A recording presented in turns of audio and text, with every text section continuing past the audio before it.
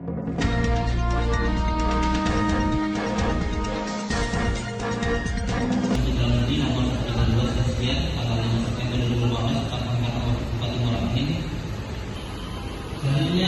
majelis yang mulia dan yang kami berdasarkan alam bukti yang telah berlangsung. Aku benar untuk kopi menunjukkan bersama tidak lebih mengusaha 13 sekian tentang pengalaman Bupati Provinsi Sumatera Selatan sampai dengan provinsi nomor 10 dikembalikan kepada kuasa.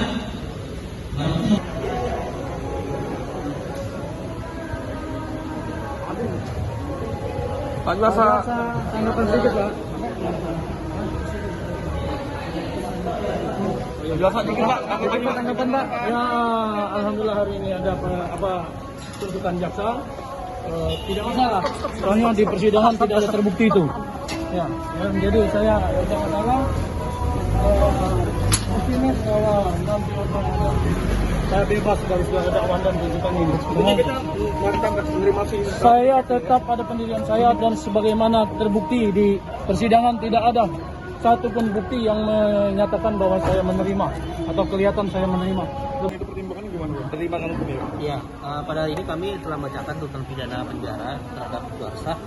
Sebagaimana telah kami bacakan tadi, kami menuntut pidana 5 tahun penjara. Ya, pertimbangan kami dengan melihat juga dengan tuntutan dan putusan perkara-perkara yang sebelumnya, Ahmad Yani, Elvin, Ramlan, dan Ali Sabi. Maka kami menilai untuk Juarsa ini pantas kami tuntut 5 tahun seperti itu. Itu alasannya karena dia tidak jujur dalam persidangan atau gimana?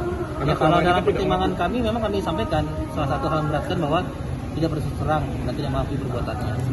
Pembuktiannya apa Kak? Dia menerima itu?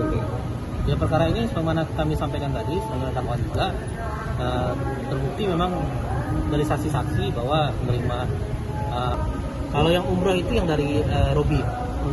Uang pengganti tadi berapa Bang? Uang pengganti totalnya 4 miliar 17 juta rupiah. Sudah negara kan padahal itu kan surat dari kontraktor.